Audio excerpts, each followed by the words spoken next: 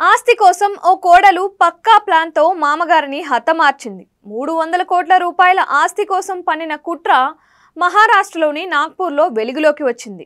అయితే ఆ కోడలు టౌన్ ప్లానింగ్ విభాగంలో అసిస్టెంట్ డైరెక్టర్గా పనిచేస్తూ ఉండడం గమనార్హం. కొద్ది రోజుల క్రితం 82 ఏళ్ల పురుషోత్తం పుట్టేవార్ని కోడలు అర్చనా మనీష్ పుట్టేవార్ పక్కా ప్లాన్ ప్రకారం కారుతో ఢీకొట్టించి హతమార్చింది. ఈ కేసులో నిజాలు వెలుగులోకి రావడంతో పోలీసులు కోడలను అరెస్ట్ చేశారు. ఈ హత్య వెనుక కోటి రూపాయల సుఫారీ కూడా ఉన్నట్లు తెలిసింది. పురుషోత్తంకు 300 కోట్ల రూపాయల విలువైన ఆస్తులున్నాయి. వాటిని సొంతం చేసుకోవాలని కన్నేసింది. కోటి రూపాయలతో హత్యకు ఒప్పందం కుదుర్చుకొని నిందితులకు కారు కొనేందుకు డబ్బులు ఇచ్చింది. కారుతో ఢీకొట్టి ప్రమాదంలో చనిపోయినట్లు చిత్రీకరించాలని ప్రయత్నించి విఫలమైంది. పోలీసులు ఇద్దరు నిందితులు నీరజ్ నిమ్జే, సచిన్ ధార్మిక్లతో డ్రైవర్ బాగ్దేతో పాటు అర్చనను అరెస్ట్ చేశారు. అర్చన భర్త మనీష్ డాక్టర్ కావడం విశేషం.